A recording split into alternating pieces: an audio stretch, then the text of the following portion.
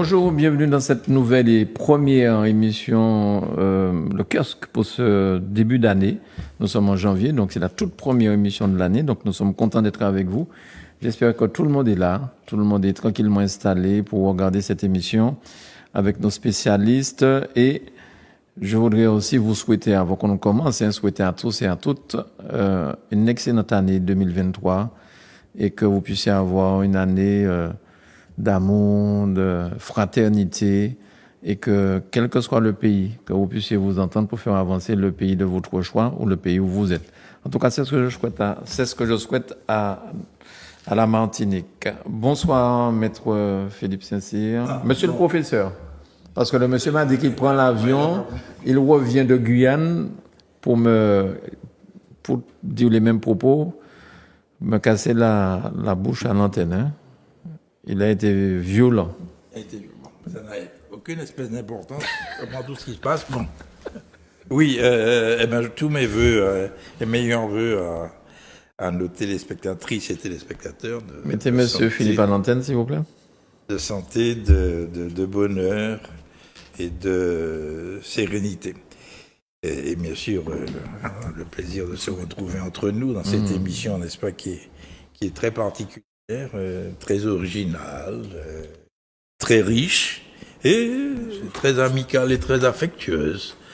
Il faut parler de son actualité maintenant ou pas? Je t'en prie, vas-y. Je peux? Oui, bien sûr. C'est là que va apparaître à l'antenne. Tu sais que tu n'es pas le seul à... Regarde, tu n'es pas le seul à décider, puisque j'ai déjà vu une personne faire des gestes, n'est-ce pas? Non, elle, c'est la semaine prochaine, si je veux qu'elle va faire ça. Donc, elle est incorrigible. Et c'est là que va apparaître le livre sur l'octroi de mer, s'il vous plaît. C'est là que ça fait partie de l'actualité de Philippe Saint-Cyr, voilà. C'est bon. Alors, rapidement, l'actualité. Bon.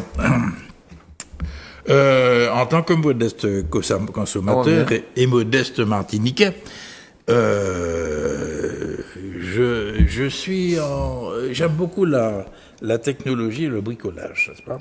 Et je me forme en électricité et en plomberie, d'accord. Et là, j'ai atteint mes limites de compétences et j'ai fait appel à mon maître de stage en plomberie. Alors, de quoi s'agissait-il? Il s'agissait pour moi, vous n'allez pas comprendre si vous n'êtes pas dans le domaine, n'est-ce pas? J'avais un problème avec un broyeur. Le broyeur, c'est un système électrique très particulier et je n'arrivais pas à le réparer. Donc, j'ai fait appel à mon maître de stage. Il est venu, on a regardé, imparable, et nous sommes allés chercher un broyeur qui pourrait s'adapter. Et j'avais regardé sur Internet le prix des broyeurs, okay, d'accord. Et j'ai trouvé qu'il y avait des broyeurs très, très, très, très bons, excellents, à 300, 350 € au maximum. Et là, nous allons aller ici à 1000 €. 1000 €. Alors, j'ai pu l'obtenir à 800 €, puisque, étant professionnel avec mon maître de stage, okay. Et pour montrer la différence de prix. Là, tu es concerné, puisque toi, tu as des broyeurs, je reconnais le bruit. Alors, détail. Bien, alors, actualité, oui, l'octroi de mer. Alors, nous avons constitué une association qui est très, très jeune. C'est Initiative citoyenne martiniquaise. Okay. Et cette association son objectif, c'est de réconcilier le citoyen avec la politique. Donc, nous avons une série d'actions, de discours, de débats organisés. Et cette association débute son cycle d'intervention très exactement le mercredi 25 janvier, de 18h à 20h, sur le campus universitaire de Schœlcher, à l'amphithéâtre Michel Louis, sous le patronage de la vénérable faculté de droit et d'économie de la Martinique. Et nous serons 3 à intervenir. Il y a mon excellent ami Bruno Marquez, qui a été professeur associé à l'université, économètre, Jean-Émile Saint-Fort qui va intervenir, et moi-même. Et nous avons eu une séance de préparation à laquelle d'ailleurs Michel avait participé, tu te souviens. Et si vous voulez, on va faire de l'octroi de mer, n'est-ce pas, le bateau amiral de l'analyse de la situation économique de notre pays. Parce que chaque fois qu'il y a un problème, c'est l'octroi de mer. OK. Alors, il y aura 3 phases. Bon. J'interviendrai sur l'origine de notre outil. Marquez Bruno va intervenir sur l'impact de l'octroi de mer sur les prix, oui, c'est vrai. Et Jean-Émile qui manie les chiffres, là, c'est un magicien, il est maître de conférence en informatique, Jean-Émile Saint-Fort. Eh bien, il fait des analyses et nous arrivons, il nous montre des choses étonnantes. La Martinique est la première économie de comptoir de tout l'outre-mer, n'est-ce pas? Les entreprises, les marchands, comme on appelle, qui favorisent l'importation, les premiers, ok? Peu de création d'entreprises. Et il y a d'autres éléments qui apparaissent. C'est, nous sommes dans une situation, effectivement, de précarité. 30% de la population est en dessous du seuil de pauvreté. Et la circulation monétaire est extrêmement importante. Donc, nous commençons ces analyses et... Il y a une économie parallèle, quoi. Ah oui, importante. Bon, importante. Je pense que vous allez en parler. Le dernier fait divers très récent qui a touché le monde du football, on est exemple. Okay. Alors voici les éléments d'actualité. Donc je vous invite tous au campus de Schœlcher, sur le campus de Schœlcher, l'amphithéâtre Michel Louis, le mercredi 25 janvier. Okay, de 18h à 20h. Le président de l'ICM, c'est notre ami Patrick Hulté. Très bien. On aura l'occasion de en parler. Ah oui, de toute façon, comment dirais-je, Zouk est un foyer de réflexion et de culture, n'est-ce pas? Nous apprenons beaucoup de choses. Et bien sûr, Zouk aura la primeur de tous ses travaux et de tous ses résultats. Merci, monsieur le professeur. Alors, Michel Blanchy, bonjour, comment ça va? Eh bien, ça va, je suis passé le cap de la nouvelle année. Ce que je souhaite aux Martiniquais pour cette année, c'est de la combativité et d'avancer, de faire un pas de plus vers l'obtention d'un pouvoir martiniquais, un pouvoir politique martiniquais. Tu rejoins Aimé Césaire, un pas, plus un pas, plus un pas.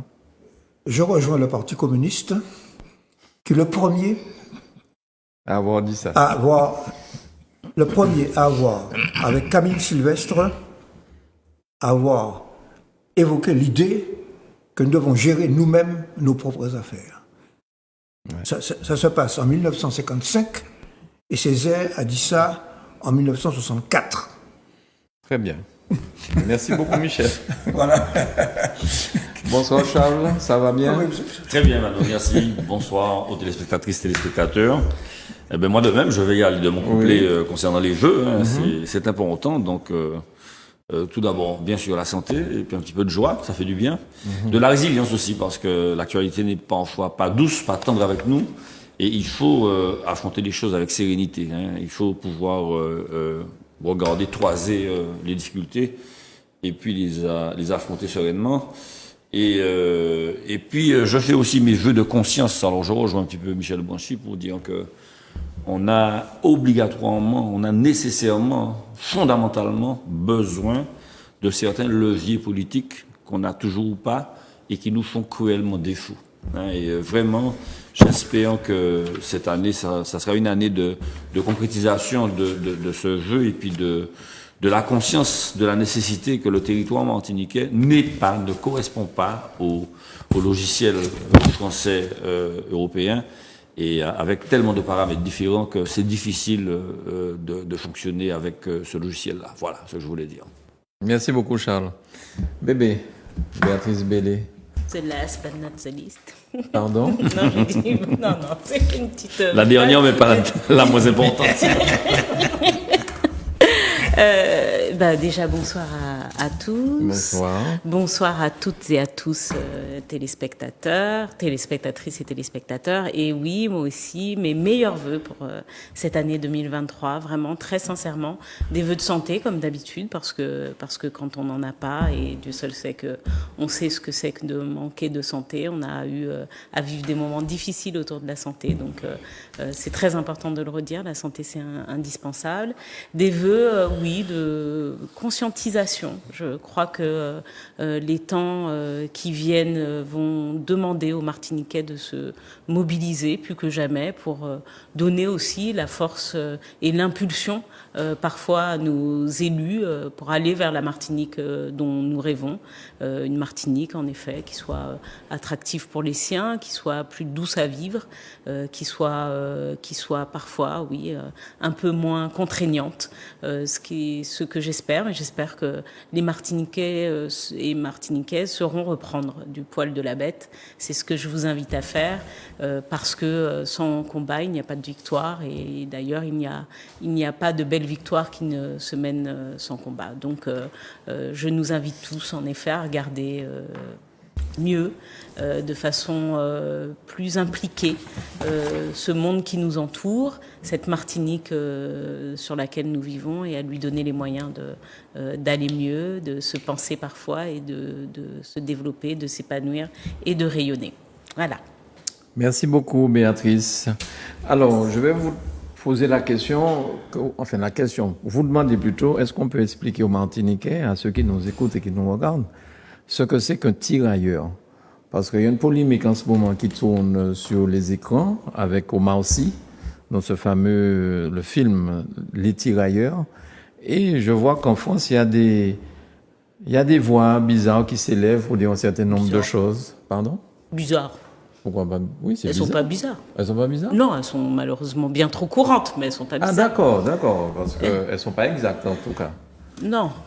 Je peux? Ben vas-y. Bon, vas-y. alors les tirailleurs, on dit les tirailleurs sénégalais, mais c'est vrai que c'était un corps militaire, donc une compagnie, on va dire, militaire, qui était essentiellement constituée d'Africains, Africains originaires des pays, des colonies françaises à l'époque. Voilà, Mais quand tu dis constitué, c'était pas constitué volontairement, ce c'était n'était pas volontaire. C'était des colonies, donc ils étaient réquisitionnés en tant qu'habitants des colonies, et ils étaient réquisitionnés pour aller faire la guerre. Mais dans ces fameux tirailleurs, il y avait certes des Sénégalais, mais il y avait aussi des Algériens, des Maliens, enfin tous les pays de l'Afrique du Nord, oui, essentiellement l'Afrique de l'Ouest et du Nord qui en étaient composés.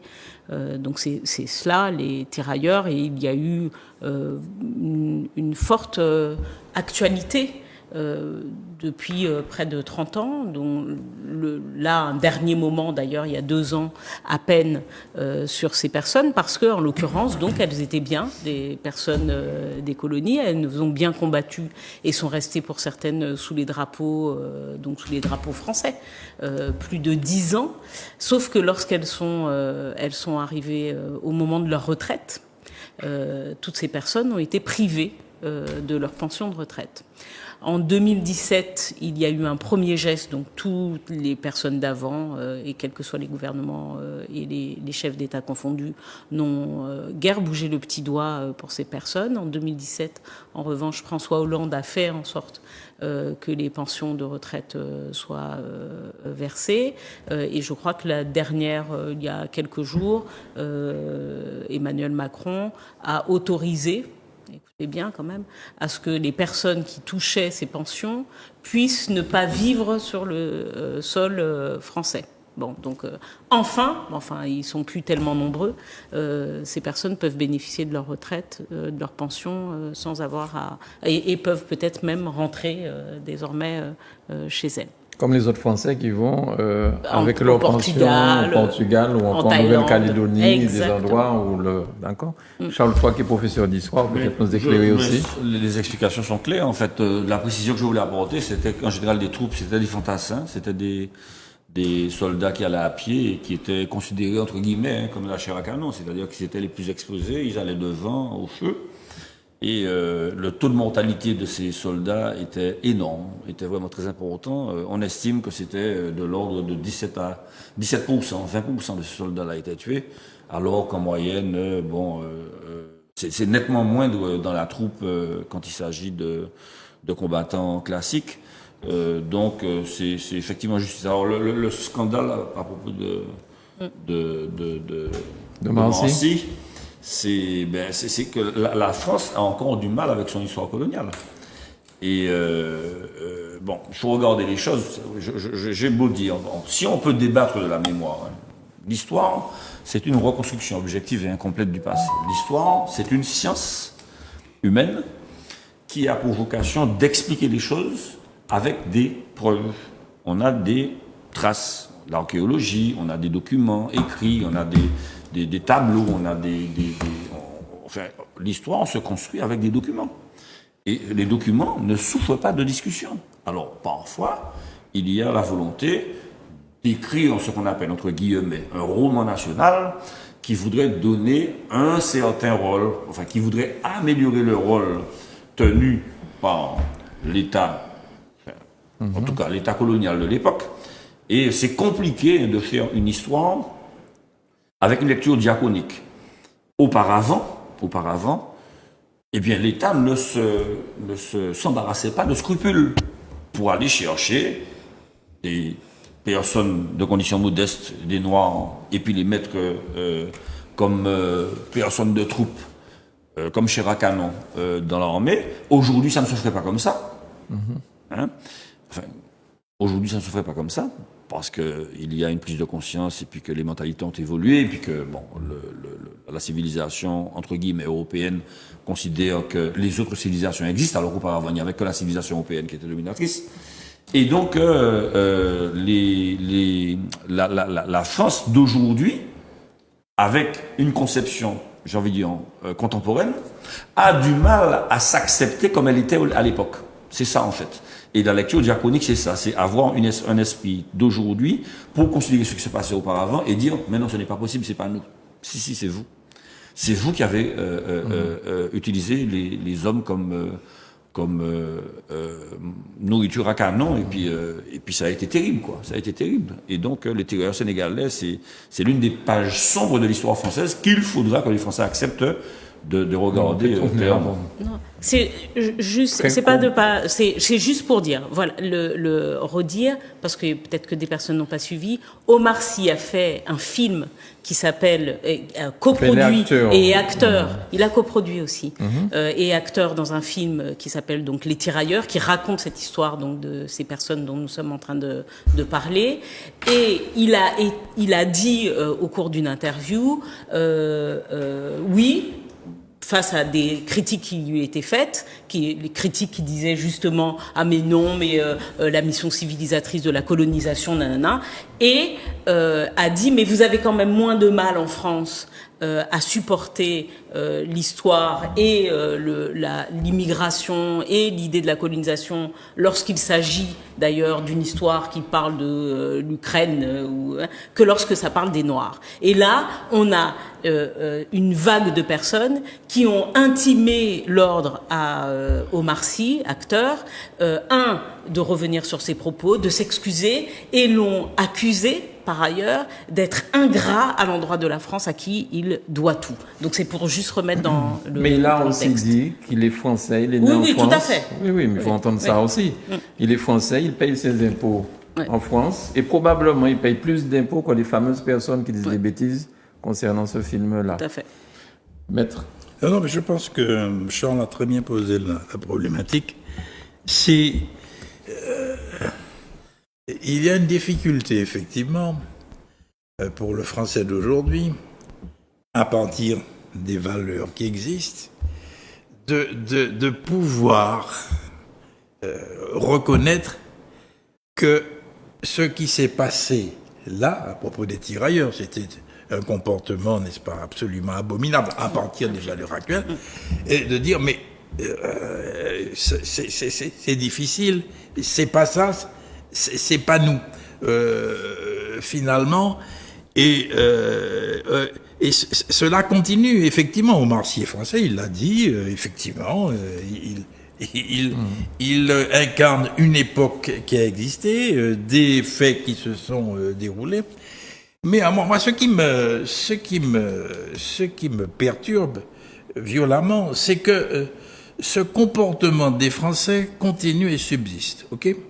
Et je parle de la chlordécone, n'est-ce pas, de cette ordonnance qui a été rendue, en disant, dans cette ordonnance reconnaît effectivement que c'est un grave problème qui s'est proposé, qui s'est produit, que c'est effectivement scandaleux, mais dans le même temps, on va trouver une argumentation qui fera en sorte que la chose ne pourra pas être jugée.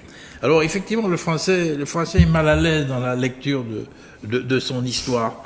Et je termine. Hein, et je dirais que le mouvement qui se produit à l'heure actuelle à partir de l'appel de Fort-de-France tombe à point, c'est-à-dire qu'il faut effectivement se pencher sur soi, se regarder quelle a été l'histoire et quelles sont les perspectives que nous pouvons avoir. Voilà un peu ce que je voulais dire, pas plus. Merci Philippe. Michel, qu'est-ce que tu penses de toute cette histoire? Vous avez dit l'essentiel. Ce qu'étaient les tirailleurs. Alors on dit souvent tirailleurs sénégalais. C'est vrai que ça recouvrait également, notamment les Maghrébins, Maroc, Tunisie, Algérie et d'autres territoires, y compris d'ailleurs la Nouvelle-Calédonie. Alors, je peux faire part d'un souvenir un peu personnel. Mon père a été prisonnier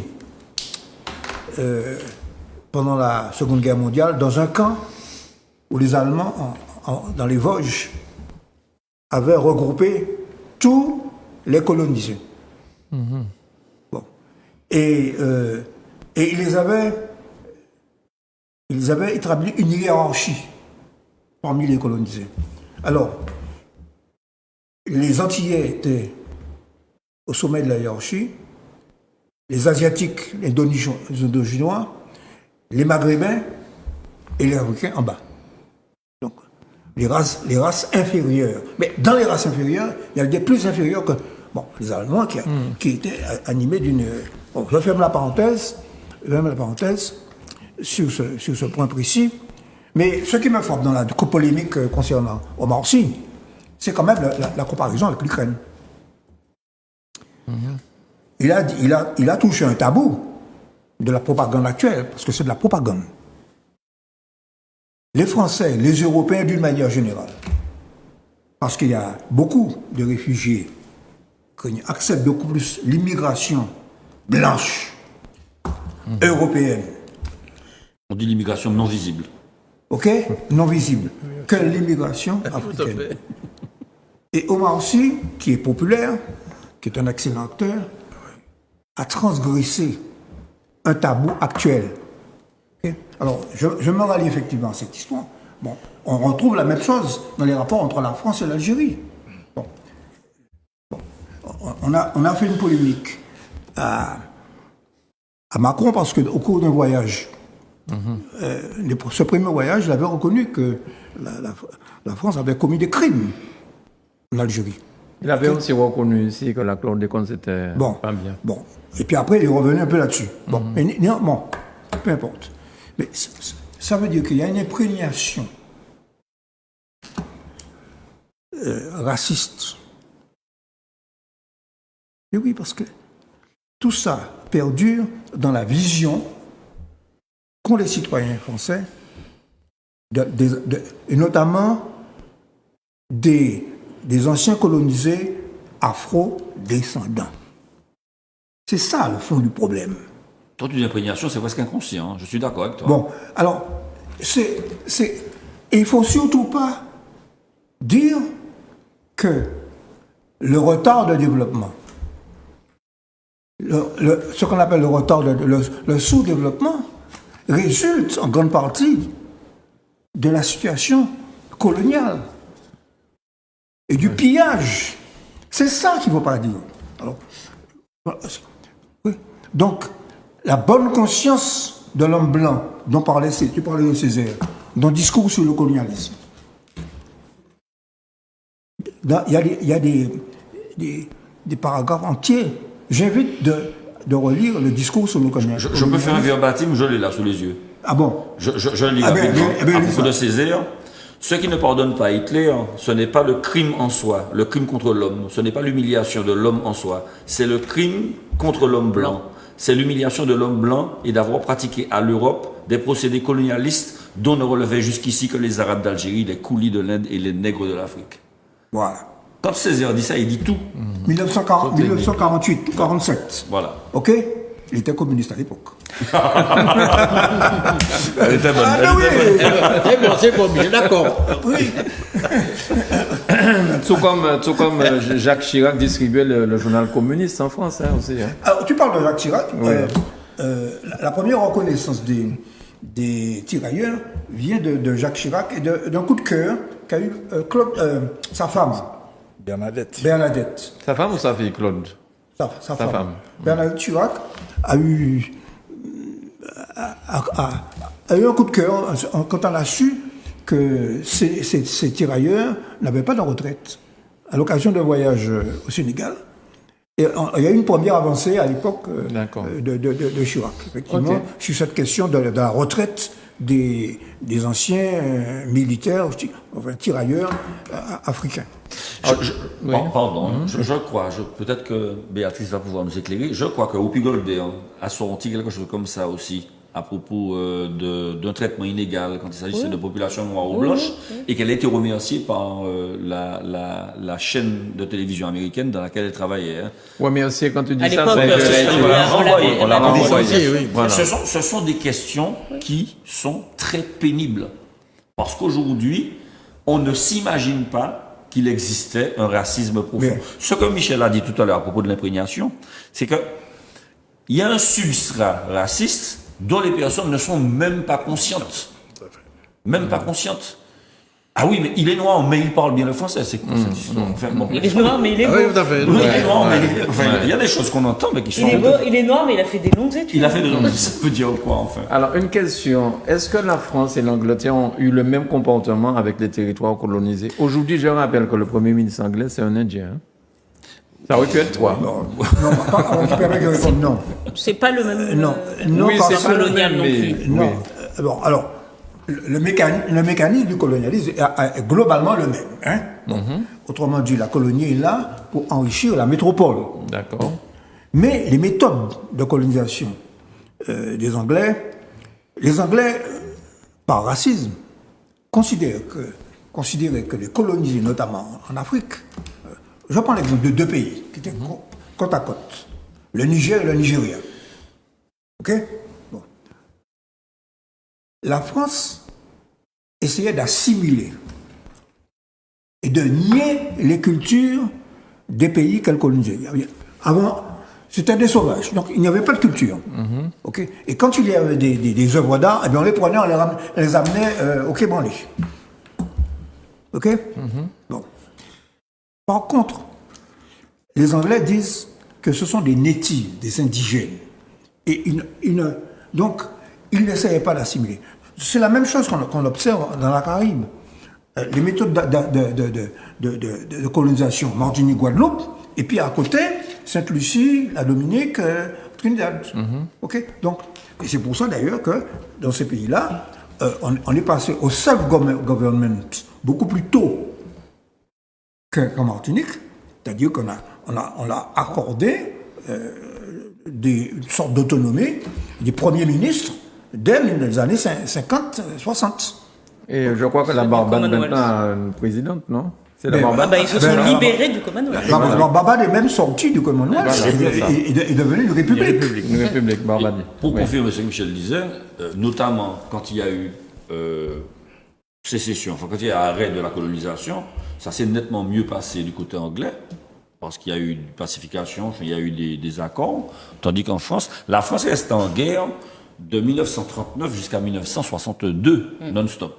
39-45, la France, la guerre franco-allemande, 45-54, la guerre d'Indochine, 54-62, la guerre d'Algérie.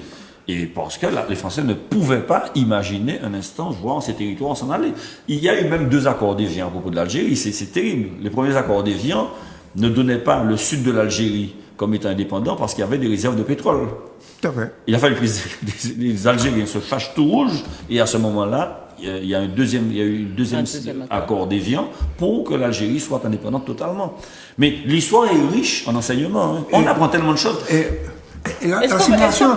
qu'on peut dire par ailleurs, juste pour les proportions, parce que ça aussi c'est problématique, et la prochaine fois j'enverrai d'ailleurs pour qu'on voit les proportions, les fameuses proportions du monde, parce que ça aussi, ça travaille l'inconscient collectif. C'est-à-dire que la taille aujourd'hui sur les cartes des continents du Sud, et singulièrement du continent africain, est rapetissée par rapport à la réalité. Voilà. Là, l'Afrique est le continent émergé le plus grand du monde. Et juste pour une échelle de valeur, l'Algérie, c'est 5 fois la France. D'accord. Juste Bien. ça. Oui, alors, ce que je voulais ajouter, c'est que dans cette polémique historique, bon, faut pas oublier quand même que, par exemple, Sarkozy a voulu faire passer une loi comme quoi la colonisation était un bien. Bon, Les bienfaits. Les bienfaits de la colonisation. Il a fallu d'ailleurs une mobilisation très forte en Martinique, en Guadeloupe, en Outre-mer, pour faire abroger cette loi. Bon. Ouais. Par conséquent, cette question est loin d'être évacuée.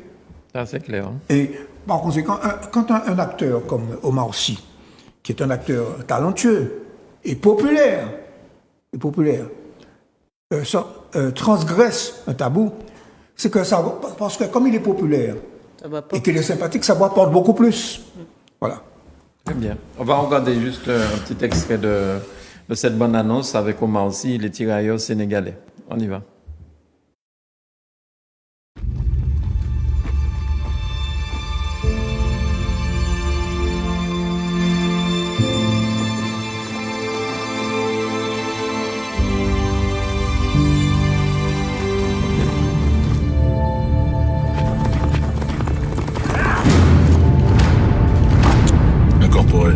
Africains du Haut-Niger, du Sénégal, de la Guinée, du Soudan.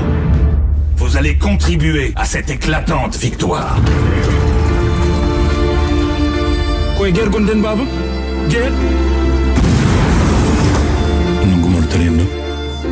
Après cette bataille, vous ne serez plus des indigènes, vous serez des Français. En position,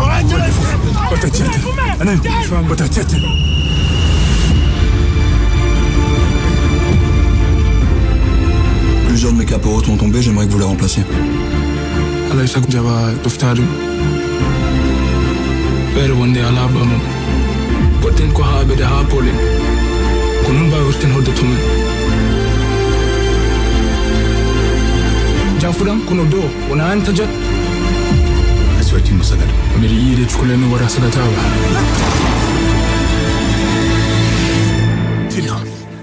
Je nous ai tenus.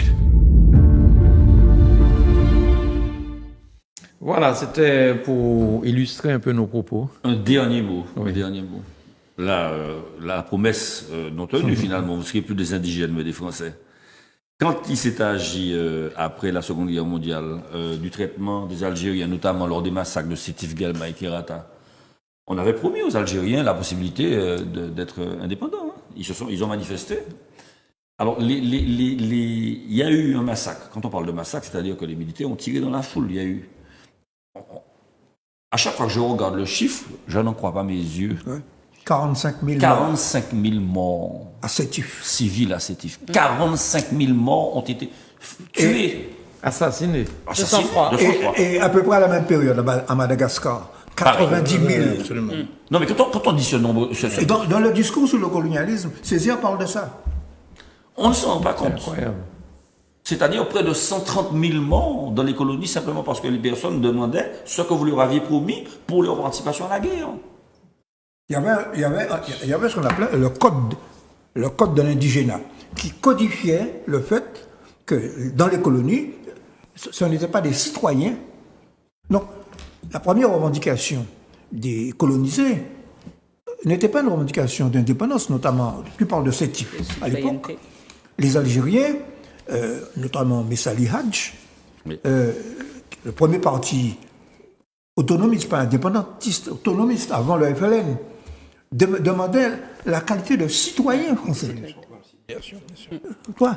Donc c'était un peu comme nous. Nous, on a demandé à se ressembler à l'autre, au maître. Bien sûr. Bon, ce qui ça va être à l'heure actuelle une impasse. Bon.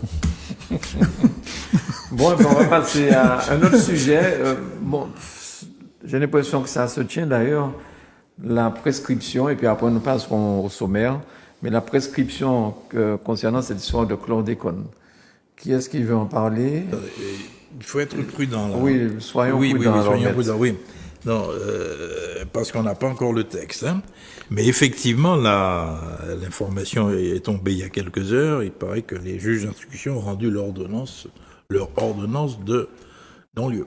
D'accord Donc, il faut dire qu'à partir de là, un certain nombre de voies de recours qui sont encore ouvertes, hein, puisque nous sommes devant un tribunal judiciaire.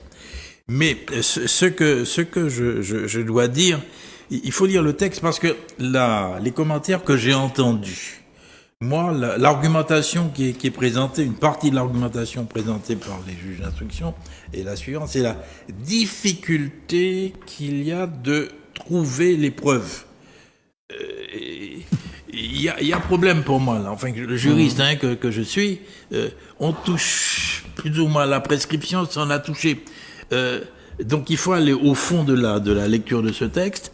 Mais là encore, je dois dire qu'on retrouve un peu l'esprit que vous avez longuement décrit, n'est-ce pas, du fondement colonialiste du peuple français. C'est que dans un premier temps, on reconnaît effectivement la gravité de l'empoisonnement contre nos populations. Puis dans un deuxième temps, difficulté de preuve, non. On ne peut pas juger. Mais je pense que là... Le président de la République française, Oui. c'est le pouvoir exécutif. Pas le pouvoir... Oui, bien Non, sûr. mais je veux dire, c'est quand Oui. même le président français qui le dit, qui reconnaît ça. Mais alors, il faut se dire hein, que cette décision-là, elle risque d'avoir des conséquences très graves et brutales dans notre société. Moi, d'ailleurs, on l'attendait, cette décision de non-lieu. C'est une décision des juges d'instruction qui décident qu'il n'y a rien à voir, on ne peut pas juger. Et je pense qu'il va y avoir une remontée des faits, des politiques sur ce point-là. On va retrouver dans des mouvements. Alors je dirais ceci, peut-être que je suis un peu omnubilé, je ne sais pas, mais dans le contexte que nous connaissons, juste avant les vacances, violence, des mères qui veulent tuer leurs enfants, insécurité totale. Et je pense que le fait d'ouvrir la réflexion, je fais allusion à l'appel de Fort-de-France, la réflexion sur nous, le fait de proposer des choses. J'ai écouté avec beaucoup d'intérêt l'assemblée plénière sur les propositions qui étaient faites. Et je dois dire qu'il y a des travaux remarquables qui ont été faits. Remarquables, je le dis bien, remarquables, de haute volée, et qui modifient absolument les concepts dans un sens moderne.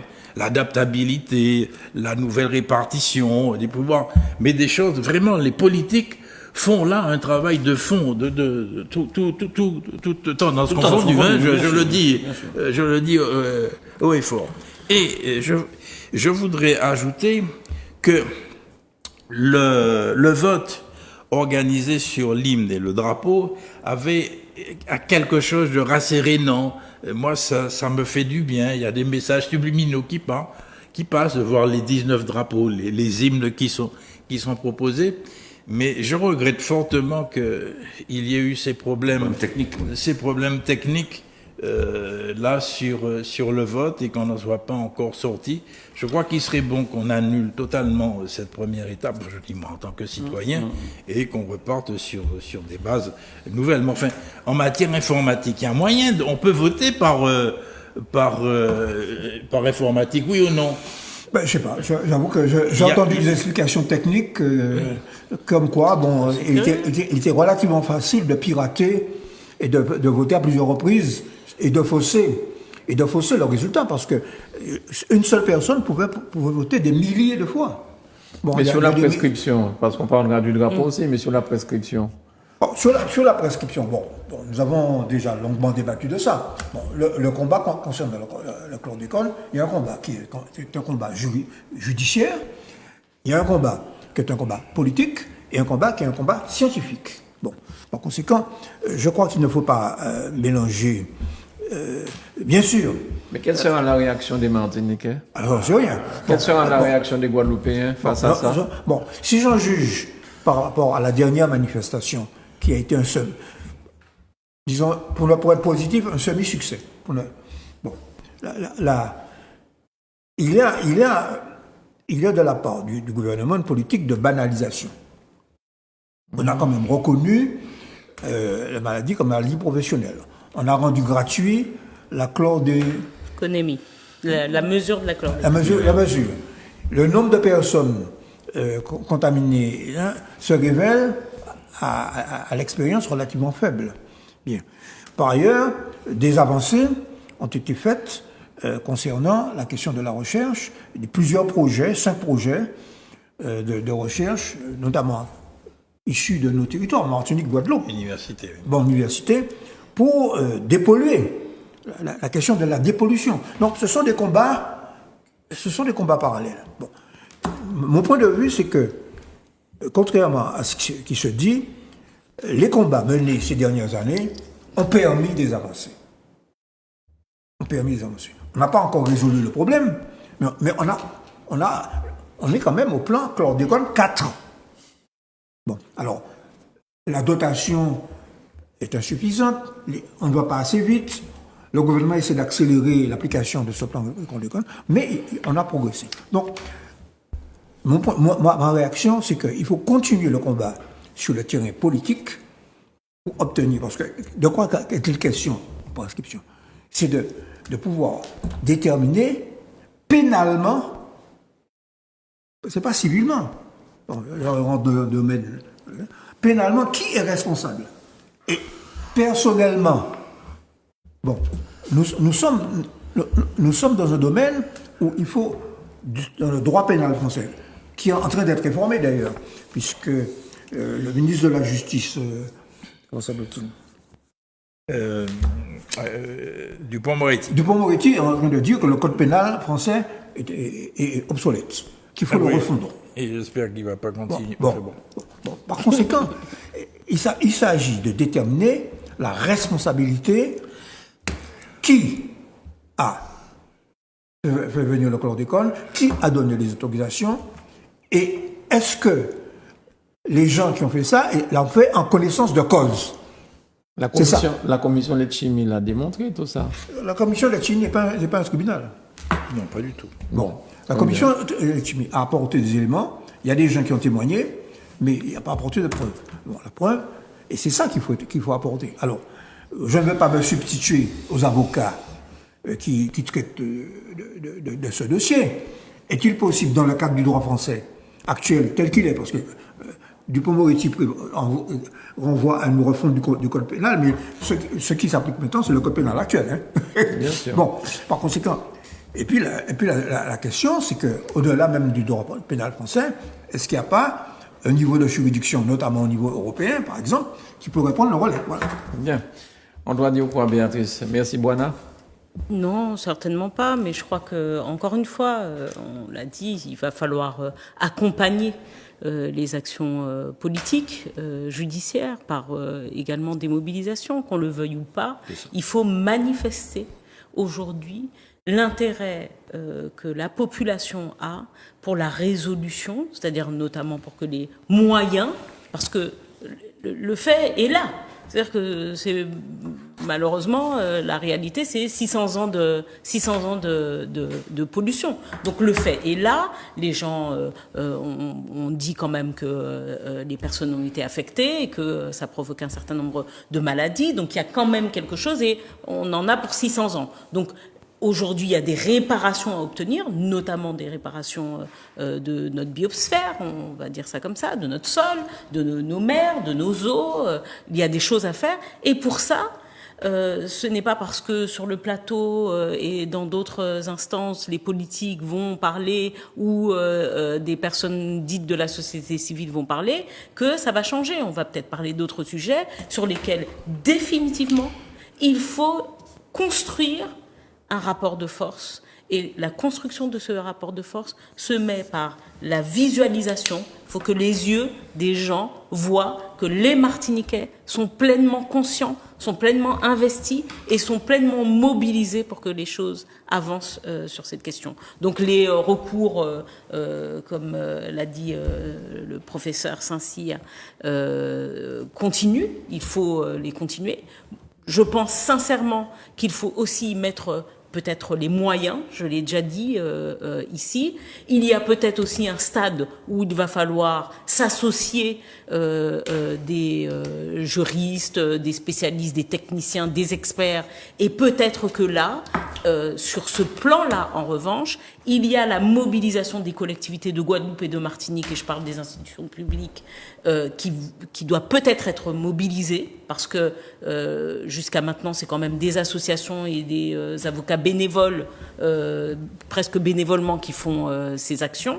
Donc peut-être que là, la force publique doit intervenir pour mobiliser des moyens concrets et dédiés à la résolution et aux nouveaux moyens juridiques qui sont maintenant ouverts. Alors, quand tu dis la force publique, il ne s'agit pas de l'armée ni de la gendarmerie. Non, la force publique, les moyens publics, la CTM en l'occurrence, et la région Guadeloupe et le Conseil général. Charles ? Oui. Alors, bon, moi, à chaque fois qu'on parle de ce sujet, ça me met en colère. En fait, les juges, en tout cas, la manière dont ils ont instruit, ils ne comprennent pas qu'il y a un péril pour la société, mais aussi, alors pour la société d'abord, c'est le plus important, mais aussi pour la dimension économique. Quand on parle de pêche, il y a des côtes, toute la façade atlantique de la Martinique, la baie de Fort-de-France, qui ne sont plus fréquentables pour les pêcheurs. Ils doivent aller plus loin. Le nombre de pêcheurs a diminué de manière drastique en Martinique. L'agriculture, c'est pareil. Il y a des choix de culture qu'il faut faire par rapport à la chlordécone, et on fait comme si ce n'était pas grave, comme si ça ne comptait pas. On a parlé de maladies épigénétiques. Il y a des gens qui ont eu des enfants qui sont malades parce que la chlordécone s'est transmise par les gènes. Il y a aussi le phénomène de causalité, comme si ce phénomène de causalité-là n'est pas suffisant comme preuve scientifique. Quand on dit qu'il y a un nombre de cancers supérieur en Martinique, un taux de cancer supérieur en Martinique, notamment pour la prostate, les scientifiques expliquent que le phénomène de causalité n'est pas suffisant, alors qu'ils acceptaient cette démonstration-là pour le vaccin. Ils disaient que quand on est vacciné, on attrape une forme moins grave de la maladie du Covid. Donc il faut arrêter aussi. Il y a un manque de sincérité évident. Et tout ça parce qu'il y a eu un lobby qui a obtenu une dérogation d'utilisation de la chlordécone pendant 3 ans. En France, ça n'était pas possible. En Martinique, ça l'était. Eh bien, il faut payer ça. Il faut payer ça parce que nous sommes des citoyens à part entière et pas entièrement à part. Si, entièrement à part. Voilà. Donc, je vais juste montrer pourquoi on est entièrement en part. Alors ça, je ne sais pas si la caméra va pouvoir voir. Bon. Alors, c'est un passeport français. En l'occurrence, c'est le mien, il est tout neuf. Et donc, je me suis amusée à le feuilleter. Et donc, apparaît sur les pages la carte du monde. Et puis, après, les régions. Voilà. Région Bretagne, Franche-Comté, Corse. Et en avant-dernière page, une page blanche. D'accord ? Toute blanche. Et juste derrière la page blanche, il y a en fait la carte de la Martinique, la Guadeloupe, la Guyane et la Réunion. Il y a pas il y a une démarcation là. Oui, il y a une démarcation. Il y a une page blanche. Alors, c'est ce que je disais à Charles. Bon voilà, on a séparé les territoires nationaux et puis les colonies. Voilà. Ouais. Mon dernier argument. Non mais Si c'est par exemple sur le nombre d'habitants des populations, là, je rappelle, la Corse à Sapage par exemple, je sais pas machin, mais la Corse à Sapage c'est 341 000 habitants. Donc si ce n'était que sur le nombre d'habitants, on aurait peut-être pu avoir également chacun une page. Mon dernier argument, Ouais. c'était pour dire, à propos de cette histoire, qu'il y a des recours dans des juridictions supérieures qui ne sont pas nationales. Et le professeur Saint-Cyr sera bien placé pour nous dire lesquelles. Européen. Voilà, les juridictions européennes, absolument. Oui, non. Je voudrais relever ce qu'a dit Bébé, de très intéressant. Elle dit parfois des choses très intéressantes, notamment, souvenez-vous, de la continuité territoriale. Pas tout le temps, mais souvent. Qu'est-ce que tu veux de plus, toi? Bon, ça suffit. Bon. Plus. Ce qu'elle a dit est extrêmement intéressant.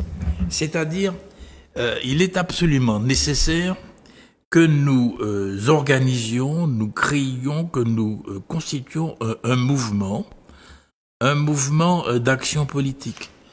Mais à partir d'études fondamentales, de spécialistes. Parce que il y a d'une part la jurisprudence qui est susceptible d'évoluer, notamment il y a une évolution sur le problème de la prescription, c'est évident, mais le mouvement politique qui doit prendre de l'ampleur. Il faut effectivement que le Parlement intervienne à un moment donné et qu'on lui indique où et comment il faut intervenir. Et l'idée de constituer ce groupe de réflexion pour voir les actions qui peuvent être menées dans ce cadre-là, tu as dit, effectivement, il y a les avocats qui connaissent parfaitement leur métier, mais je crois que le moment est venu, vu la gravité de la situation, d'aller un peu plus haut, un peu plus loin, pour encourager et donner des caps, effectivement, aux parlementaires et à la jurisprudence. Oui, bien sûr, il y a des voies de recours. Il y a encore d'autres voies de recours au niveau. On est devant le tribunal judiciaire, il y a la cour d'appel, et puis tu as effectivement les recours. Mais bien sûr, la cassation et puis les voies européennes. Mais il ne faut pas attendre ça. Oui, parce que j'avais demandé... Non, ça va. Bon, on va attendre des années là. Hein. J'avais demandé combien de personnes touchées malades seraient encore vivantes. Bien sûr. Après tout ça. Oui, le problème serait résolu de cette façon-là. Donc effectivement, il faut enclencher cette action. Et je crois que Bébé a parfaitement raison. Mais l'autre risque, il y a... d'aller dans ce sens-là. J'ai quand même un petit peu l'impression, on ira faire la pub parce que ça fait un moment que Grégory s'impatiente. J'ai quand même l'impression que ça va crier si l'État ne gère pas ça correctement. Il y aura une cassure en Martinique. Ah oui, bien sûr. Et on va se retrouver dans une querelle et un affrontement. Je ne le souhaite pas, évidemment. Mais... Moi, je le vois à l'horizon, ça. Allez, on fait la pub.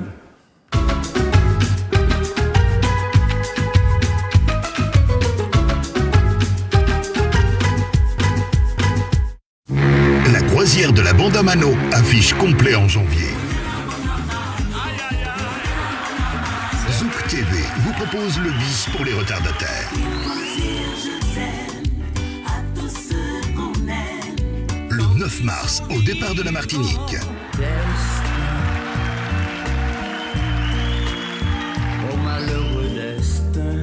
Et le 10 mars, au départ de la Guadeloupe. Passez une semaine de rêve avec des concerts. Des artistes invités. Des soirées karaoké en live. L'avion décolle, je tire. Il atterrit, je t'aime. Des soirées nostalgie des années 80-90 avec le commandant Robert aux platines.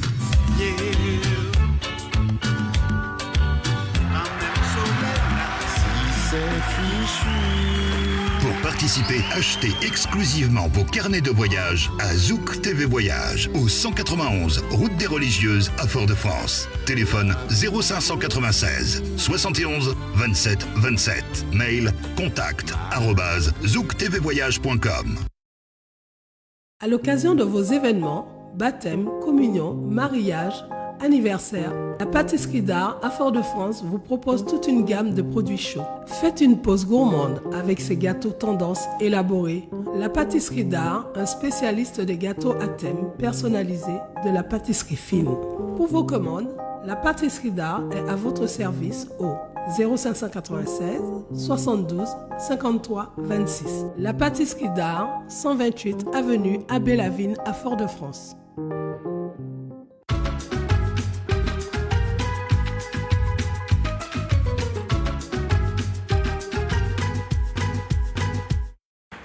Avant de parler de la réforme des retraites présentée par le gouvernement par le gouvernement, point. Bon. On va finir avec l'histoire du drapeau. Nous avons commencé à parler un petit peu cette histoire du drapeau, l'hymne du drapeau qui représente le territoire. Apparemment, il y a eu une cyberattaque et les gens n'ont pas pu voter, semble-t-il. Alors, juste pour rigoler, on a mis sur Facebook Alfred Marie-Jeanne avec sa capuche en train de hacker, tout ça, mais c'est une plaisanterie, tout le monde sait bien. Bien sûr, c'est une plaisanterie, mais l'image était pas mal. Ça, oui, ça fait rigoler. Ça le rajeunissait. Ça le rajeunissait. Mais s'agissait-il vraiment d'une cyberattaque ou c'est une façon d'évacuer un problème, la poussière sous le tapis? C'est la poussière sur le tapis. Le système n'a pas été sécurisé. Techniquement, ce qui a été proposé était de piètre qualité en termes de sécurité. Point. Faut passer. Si on veut avoir la certitude globalement, qu'est-ce qui s'est passé? Vous votiez, vous mettiez une adresse email et votre vote était pris en compte. En tout cas, c'est ce qui était dit par le système. Donc, il suffit d'avoir 10 adresses email, voire d'ailleurs ce qui a été prouvé par d'autres, c'est que même des fausses adresses email, avec des domaines qui n'existent pas, point, je sais pas moi, ça pouvait être point Zouk, le kiosque, TV, qui allait bien, .com, ça passait. Bon, on a tracé voilà. donc non, c'était pas sécurisé et ne pas fournir du coup à un dispositif sérieux, c'est pas très correct. Voilà, je pense que là les techniciens doivent, je sais pas si on leur a demandé une solution légère, mais là il faut quand même prévenir ce genre de choses-là. Il y a des méthodes, sans que ça soit des méthodes, parce que bon, faut pas non plus que ça soit hyper coûteux, parce que je sais que le premier opus avait déjà coûté de l'argent, donc là le deuxième opus, faut pas non plus qu'il coûte un bras à la collectivité, donc à nous, mais il faut mettre un outil sérieux quand même. Alors Charles III, qui est un élu de la CTM, oui, oui, je le déplore, je le regrette effectivement. Bon, mes compétences techniques en matière d'informatique ne me permettent pas de donner une appréciation sur les dysfonctionnements. Ceci dit, c'est vraiment dommage. C'est dommage parce que c'était un bel exercice, un exercice qui permettait à la population de s'approprier des symboles importants, des symboles importants. Vous savez, ça fait toujours du bien de savoir où on est. Voilà, c'est ça. Donc, moi, je déplore qu'on connaisse des dysfonctionnements et j'espère que c'est rattrapable. Mais c'est justement, j'allais te demander, c'est pas annulé. On va bien voter pour le drapeau. On va voter pour le drapeau. Maintenant, certainement baliser les procédures, mettre des filtres, ou mettre des compléments de sécurisation qui permettent que les choses soient que le parcours soit beaucoup plus balisé. Alors certaines mauvaises langues disent déjà que le drapeau est déjà choisi, c'est le drapeau rouge, vert, noir. Non. De toute façon, il y a essentiellement des rouges. Il y a oui, en majorité, mais maintenant. Je sais que il y a effectivement les trois couleurs qui reviennent souvent, puisque j'ai vu les drapeaux, on les a tous vus, mais non, je ne pense pas. Mais c'était un pré-tri, non? Comment? Il y avait un premier jet et il y a eu un tri. Oui, il y a eu un tri. Il y a un comité technique. Absolument. D'accord. Il y a une présélection, il y a un comité technique qui s'est réuni. Je crois qu'il y a eu près de 1600 propositions et donc comité technique qui s'est investi avec des professionnels, avec des techniciens, enfin des artistes plasticiens, avec des personnes très autorisées. Des ethnologues. Voilà, des ethnologues, des personnes très autorisées qui ont Mais travaillé c'était dessus. c'était exactement le même type de La même communiqué démarche. qui avait été fait par la présidente mandature. Hein. D'accord. Et vous avez été aussi attaqué? Mais il Vous y a pas avez eu subi une cyberattaque? Non, il n'y a pas eu de cyberattaque. Non, mais bon, il y a eu une attaque sur le plan judiciaire. C'est-à-dire que ce qui a été reproché, c'est que cette procédure et ce choix n'avait pas été validé par l'Assemblée. Que ça avait été décidé au niveau du conseil, du conseil exécutif de la Pas CTM. l'Assemblée, oui, Voilà, bien c'est sûr. ça. D'accord. Là, il y avait un vice de forme sur la procédure. Ok. Mais sur la manière et sur le choix, et sur la sélection, et sur c'est la même chose. Hein. Bien. Bon. Oui, juste deux petites observations. Oui, effectivement, cet exercice de choix du drapeau et de l'hymne, c'était un choix, effectivement, je disais, rassérénant, rafraîchissant, effectivement, voir les propositions qui étaient faites, et puis je dis qu'il y avait des messages subliminaux qui passent, et on revoyait l'histoire. Effectivement, c'est très regrettable ce qui s'est passé.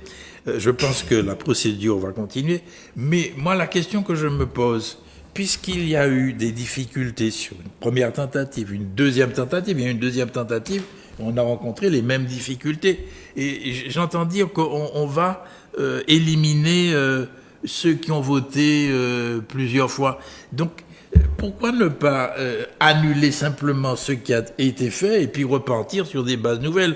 Parce que si effectivement on fait cette correction, comment va-t-on le C'est pas croire? transparent. Ça fait un très mauvais effet. Donc il serait bon effectivement qu'on annule et puis qu'on reparte sur des bases nouvelles. Ce serait beaucoup Du plus coup, vous simple. pouvez peut-être aussi annuler les spots publicitaires, parce que ça te coûte cher. Je voulais... Qu'on n'a pas donné à Zouk TV Par à ailleurs. diffuser. Par ailleurs. Par ailleurs. On n'a Étrangement. pas trouvé utile de le donner à Zouk Télévision. Tu peux suggérer qu'on donne à Il y a 4 pour la France, hein, bon, pour d'autres États aussi. Je n'ai pas regardé, j'ai pas cherché, mais en France, vous avez l'hymne, le drapeau, la devise et puis la Marianne. Et ça fait très longtemps au lycée, enfin, quand on était au collège, on faisait l'éducation civique. On faisait de l'éducation civique. Au lycée, ça a pris une autre tournure. C'est l'éducation civile, juridique et sociale. Voilà. Et c'était un petit peu plus large. Et donc, mais quand on avait un programme, alors je me rappelle, on travaillait sur la Marianne et les élèves étaient toujours étonnés de découvrir que la Marianne, en fait, c'était le double prénom, Marie et Anne. Parce que du temps de l'Ancien Régime, bon, bien évidemment, comme le roi était un roi thaumaturge, qu'il était il était de droit divin, forcément, le prénom le plus usité, les prénoms les plus usités, c'était Marie, Sainte Marie, la mère de Jésus, et Anne, Sainte Anne, la mère de Marie. Et donc, voilà. Et donc. Alors, tu parlais des élèves qui étaient étonnés. Moi, je suis aussi étonné. J'apprends ça ce soir. Je ne le savais pas. Je ne le savais pas. Merci, professeur. Merci. Alors là, mais tout à fait modestement, enfin bon. Et en fait, Sainte Anne et Sainte Marie, qui étaient les prénoms les plus usités, ont donc été récupérés par les révolutionnaires, qui ont donc voulu que la population adhère totalement à la République, et à qui on a donné un visage, donc pour ne pas un petit peu travestir les choses, ça n'a pas été Anne-Marie, ça a été Marianne, et c'est ainsi que... Et voilà l'histoire. Et voilà l'histoire. Et le paradoxe de l'histoire. Et le paradoxe de l'histoire, voilà. Bien, bien. Mais très modestement, j'étais pas... Non, mais moi, Tu as bien dit les révolutionnaires. oui. Oui. Bon, au cas particulier, ce drapeau ne résulte pas d'une révolution. Ah bon, Tu voulais mettre des fusils dans la rue? Non, je veux dire, peut-être une révolution plus douce. Je veux dire par là que le véritable drapeau de la Martinique est à conquérir. Voilà. Mais quel serait-il sinon le drapeau que les Martiniquais auraient voté pour? Un drapeau, c'est le résultat d'un rapport de force historique. Et tu as bien fait de rappeler la Révolution française. Là, c'est une décision administrative de quelques élus avec peut-être quelques milliers de personnes. Moi, je pense que le véritable drapeau de la Martinique, ça va résulter d'une prise de conscience des Martiniquais qu'ils forment une nation et un peuple. Donc il faut couper des têtes. Je n'ai pas dit qu'il faut couper des têtes, j'ai dit un processus révolutionnaire n'est pas nécessairement violent. On a déjà 22 000 personnes en moins. Alors, Un processus révolutionnaire, c'est un mouvement de masse. On va faire un drapeau blanc. Voilà. mais Michel, je ne veux pas t'embêter, mais la première CTM qui a initié cette histoire de drapeau et d'hymne, Belle question. c'était des indépendantistes, c'était des Non, c'est pas des révolutionnaires indépendantistes. gentils. Non. Et c'est vous qui avez initié ça. Non. Ah Il a bien été dit. Alors, je les ai dit ici, je l'ai rappelé, que c'est une demande qui émanait d'abord principalement du mouvement sportif. Du CETOSMA. Le CROSMA, à l'époque, ça s'appelait le CROSMA, Comité régional olympique du sport martiniquais. Et qui voulait un symbole pour les compétitions internationales, etc. C'est ça, ça n'allait pas plus loin. Mais pourquoi ne nous accordons pas ce privilège? Ce n'était pas le drapeau de la Martinique. Et d'ailleurs, quand le drapeau était adopté, eh bien, il y avait le drapeau qu'on appelait l'Ambi, à côté du drapeau français et du drapeau européen. Ok, bon, voilà. Bien. Et Charles te demande pourquoi tu lui accordes pas cette considération. considération. Parce que Eh bien, c'est la même chose. Mais voilà, d'accord, ok. mais voilà. Non, mais c'est la même chose. Mais Voilà. j'ajoute que le véritable drapeau de la Martinique, ce n'est pas ça. Ce n'est pas encore ça. Ce n'est pas encore ça. Ce n'est pas encore ça. D'accord. Voilà. Très bien. Bon. Alors, Non tact, ok. que prévoit la Parce réforme? qu'il ne faut pas faire dire à ceux qui vont voter ça qu'ils ont bien vraiment sûr. choisi le drapeau de la Martinique, quel qu'il soit. Oui, avec tous les symboles que ça comporte. Et les non-dits que ça comporte. Oui, tout à fait. Ok. Ouais. Bon, parce qu'un président de comité de conseil exécutif a quand même un peu biaisé le débat en disant « je ferai tout pour que ce soit le rouge, vert, noir qui soit adopté ».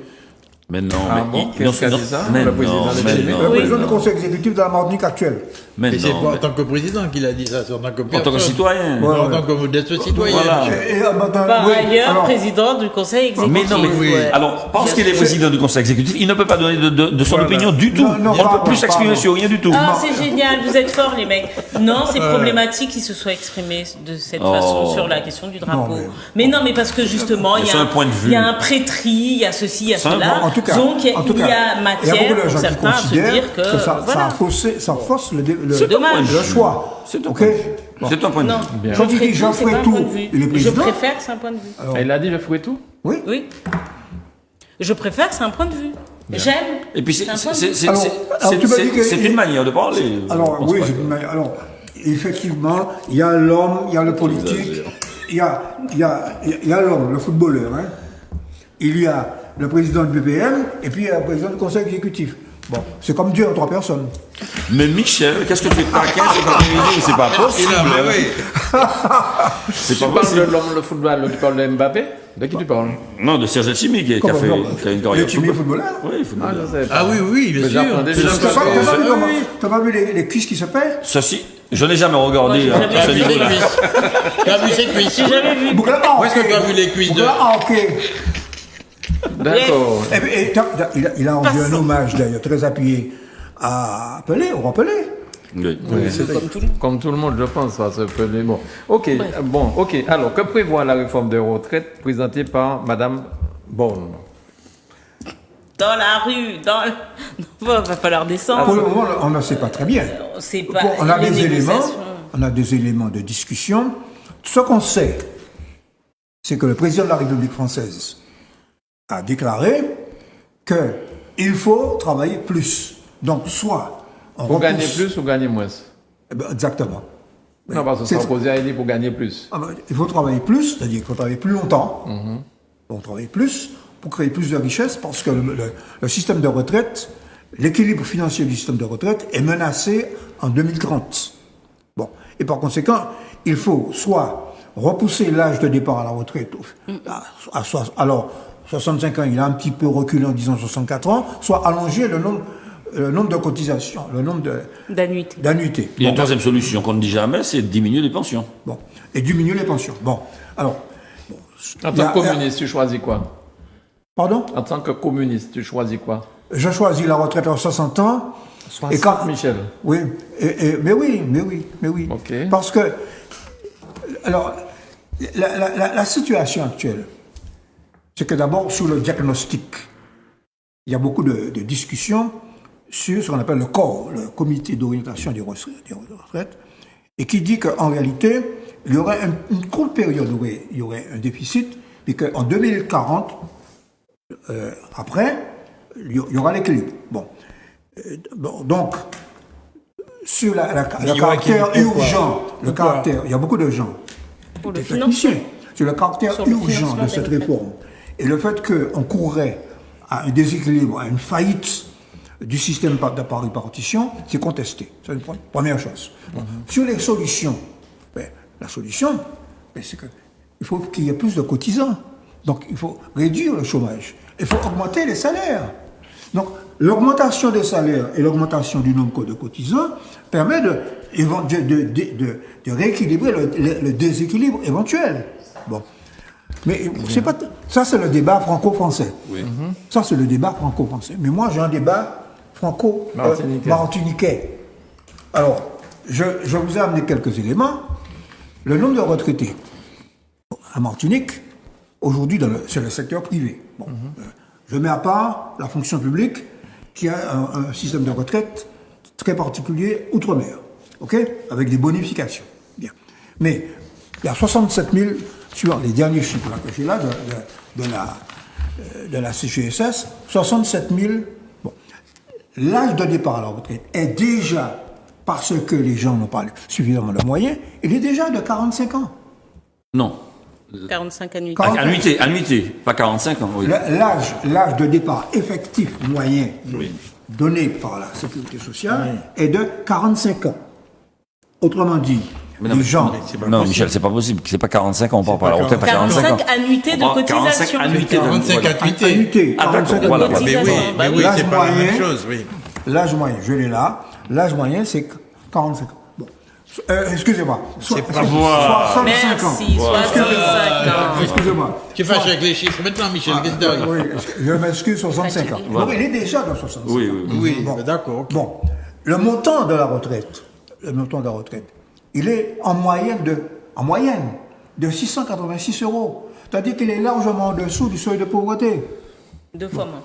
Bon, par conséquent, le fait de reculer l'âge de départ pour avoir une retraite complète, et nous avons un taux d'emploi des seniors qui est 20% inférieur à celui de la France. Autrement dit, les seniors à partir de 55 ans, dans notre pays, compte tenu de l'emploi, ont du mal à trouver du travail. Okay? Donc, c'est pour ça qu'ils partent de plus en plus tôt.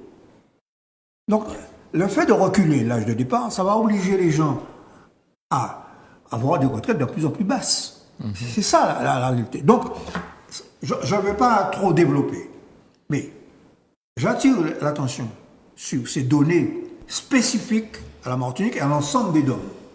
Ce que je dis là est à peu près les mêmes chiffres pour la Guadeloupe. Et nous avons un taux un pourcentage de minimum vieillesse qui est de 18%, alors que du nombre de retraités, le genre de personnes au minimum vieillesse qui ressortent de l'ASPA est de 18%, alors qu'en France, il n'est que de 5%, ce qui prouve que le niveau des retraites est déjà très bas. Et enfin, pour terminer, nous avons un taux de pauvreté. Alors, j'allais te demander, est-ce qu'il faut pousser les gens à la retraite par capitalisation? Mais si on est pauvre, comment on peut capitaliser? Voilà. T'as répondu. Alors, c'est pour ça... Le chien qui se mord la queue, quoi. C'est pour ça qu'il faut augmenter le nombre de personnes qui travaillent. Il faut quelque part augmenter peut-être un peu le montant des cotisations. Et voilà comment on peut résoudre le problème. En tout cas, le fait est, je conclus, c'est que nous avons, dans ce débat, il y a deux débats. Il y a le débat au niveau national français, lequel je suis tout à fait d'accord avec les partis de gauche et les syndicats. Bon, mais surtout, il faut absolument qu'il y ait un examen, qu'on demande au Parlement et au gouvernement un examen spécifique de la situation des retraites dans les pays d'outre-mer où, en raison du taux de chômage, du taux d'emploi, de toute une série de particularités socio-économiques qui est différente. Qui va demander ça? Les députés. D'accord. Ok. Les partis Charles, politiques. Béatrice, Charles. Je vais m'intéresser, je rejoins ce que Michel disait, je vais m'intéresser surtout à la question politique au sens national du terme, parce que ça m'amuse un petit peu. Je crois savoir, donc ils vont sans doute faire le 49.3 pour faire passer cette loi-là, parce que j'imagine difficilement que la Première ministre choisisse une procédure différente. Elle n'a pas la majorité de 289 députés, elle a 250 députés. Bon. Deuxième élément, moi, elle a quand même la droite. La droite alors qui vote pour elle. justement, voilà. alors justement, Voilà. eh bien c'est là où j'avais en venir. Mitterrand disait quand on est opposé, on s'oppose. Mitterrand disait ça d'habitude. Pourquoi est-ce que je dis ça? C'est parce qu'aujourd'hui, imaginons que les députés LR votent en faveur de cette loi-là et qu'il y ait un tapage social comme on n'en a jamais vu. Ils sont dans l'opposition, mais ils seraient responsables de l'adoption de cette loi-là avec toutes les conséquences politiques ultérieures que ça amène. Parce qu'il faut qu'on se rende compte. Le corps, le Conseil d'orientation, d'orientation des retraites, le corps, il s'est trompé pour 2022. Il disait que le régime serait déficitaire en 2022. Il ne l'est pas. Il est excédentaire. Il ne l'est pas. Donc, les projections, c'est difficile de faire des projections. La conjoncture change tout le temps. C'est la raison pour laquelle, j'ai vu que dans les thèmes qu'on avait à choisir, il y a un observatoire des données sociales, économiques et démographiques spécifiques à la Martinique. C'est important. C'est sur ça qu'on travaille. C'est sur ça qu'on travaille. Mais même quand on a cet observatoire-là, la conjoncture peut varier du jour au lendemain. Elle peut changer tout de suite et puis faire que les choses changent. Et puis dernière chose, alors je suis le béotien, le néophyte total en matière de budget, etc. Mais je me suis toujours intéressé de savoir pourquoi est-ce que le grand capital, est-ce que le CAC 40, est-ce que l'argent gagné ainsi, parce qu'aujourd'hui, si on a moins d'activité économique au sens productif du terme, c'est parce qu'il y a une économie financière qui s'accapare l'essentiel de la plus-value économique. Et cette déformation de la réalité économique du pays fait qu'aujourd'hui, on le paie cash dans le fonctionnement économique quotidien. Parce que la plus-value, elle est bancaire, elle est assurantielle, elle est financière, elle est spéculative, etc.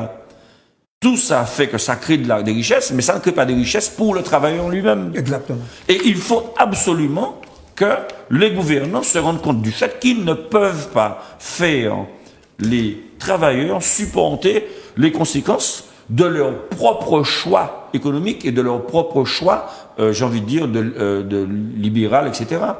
Parce que c'est fondamentalement injuste. Voilà ce que je voulais dire. Béatrice. Alors, juste une petite rectification quand même. Le corps avait prévu dans la lignée 2021-2022 un excédent d'environ 900 millions. Ah bon. Par contre, on a dit le corps va se tromper parce que à cause de la guerre, à cause des mouvements, à cause de la crise, à cause du Covid, tout va se casser la figure.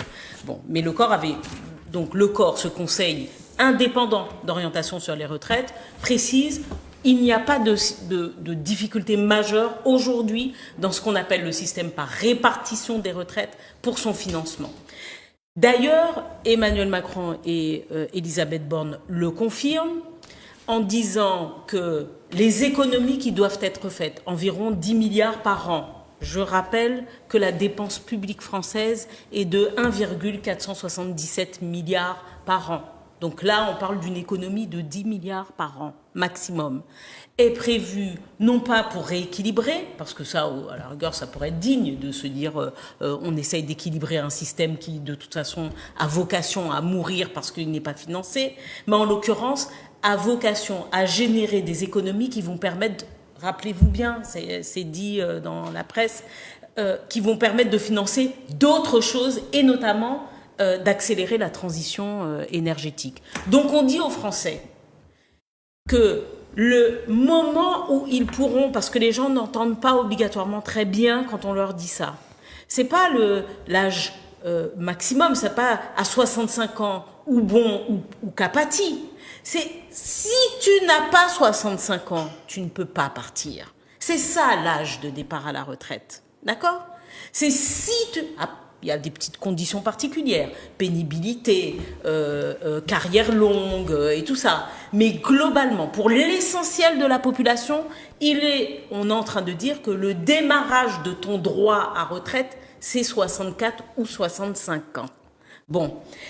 Et en 2019, j'ai envoyé d'ailleurs aux équipes techniques une petite vidéo sur ça. Emmanuel Macron disait lui-même, 2019, c'est pas vieux. Mais il serait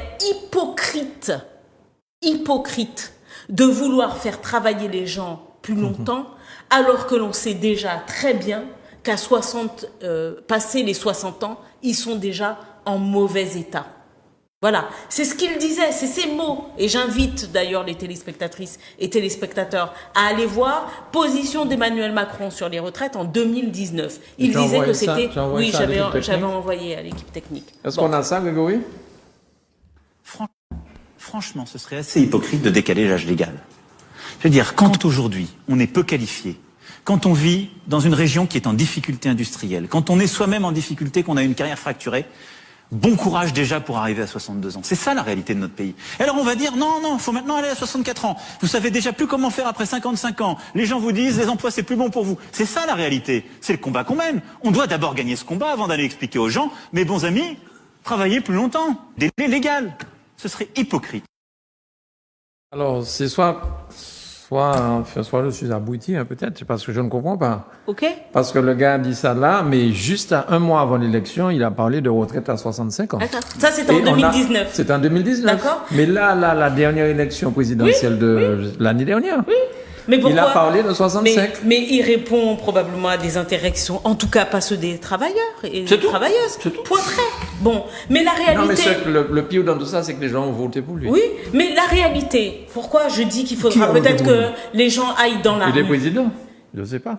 Pourquoi je dis qu'il va falloir que les gens rentrent dans un rapport de force? Parce que toutes les organisations syndicales aujourd'hui sont vent debout, et même celles dont on dit qu'elles sont réformistes, dont la CFDT. Bon. Tout à fait. Qui dit, si on allonge encore, c'est niette. Pourquoi? Parce que 65 ans, c'est le démarrage de ta possibilité de partir.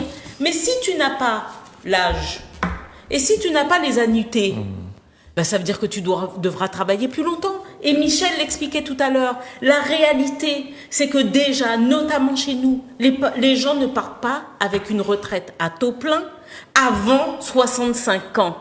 La réalité, qui est celle de la France, sur le travail des personnes, des seniors, dont parlait tout à l'heure Michel, c'est que le taux d'emploi des 55-64 ans en France est de 56%. Voilà. D'accord? Et Michel expliquait qu'il y a 20 points d'écart sur nos territoires. Ce qui veut dire que le taux d'emploi, c'est de 56%. Donc ça veut dire que le taux d'emploi chez nous est de 36%. Ce qui veut dire qu'on a plus de 64% de personnes entre 55 et 64 ans qui sont sans emploi et qui vont donc probablement devoir vivre du RSA. Parce que n'oubliez pas qu'en même temps, Madame Borne a fait un 49.3 sur la réforme du chômage. D'accord? Donc tout ça, ce qui est en train de se passer, c'est que ce qui a été acquis de longues luttes pour sécuriser les populations, les gens, les humains individuellement, est en train d'être détricoté de façon très efficace, pourtant de façon totalement hypocrite, c'est lui qui le dit, c'est pas moi, d'accord? De façon très efficace, et que si la population, et je pense que, et j'espère qu'en France hexagonale ça va bouger, j'espère en Martinique aussi qu'on va savoir se mobiliser. Il paraît que les gilets jaunes sont de retour. Et pour lutter contre cette gilets jaunes, oui, apparemment. C'est une réforme scélérate, encore une fois. Je ne sais plus qui disait, il donne raison à ouvrir, je ne sais plus qui disait ça, un homme politique passe son temps à dire et à se dédire. Je ne sais plus, je crois que c'est Clémenceau qui disait ça, mais bon... Mais c'est édifiant quand même. Bah oui, tout à fait. Juste quelques mots. Oui, oui, la réforme est scélérate. Ça me rappelle les mots de nos amis là sur une Martinique première. J'ai entendu, n'est-ce pas, un éclat de voix, mon écran s'est fendu. C'est sur Martinique première que je t'ai vu. Oui. Tout à fait. Où effectivement, tu as exprimé de façon remarquable, n'est-ce pas, le qualificatif de cette réforme. Deux petites choses. La première, je ne suis pas sûr que la réforme sur les retraites passe aussi paisiblement. Ah, pas du tout. Moi, je pense que les choses ne vont pas... Je parle au niveau d'abord hexagonal, que les choses ne se passeront pas comme ça.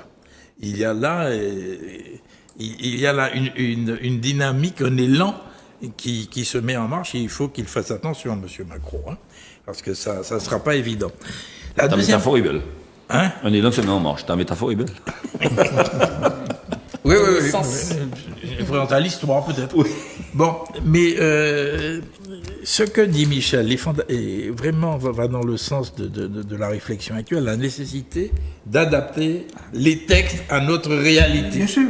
Il faut que ça soit une obligation, et donc la réflexion est enclenchée à ce niveau-là, que ça soit une obligation et qu'on voit comment on met en place ces instances qui permettent d'étudier l'adaptation des textes, mais aussi des initiatives aussi à prendre pour des textes qui nous conviendraient.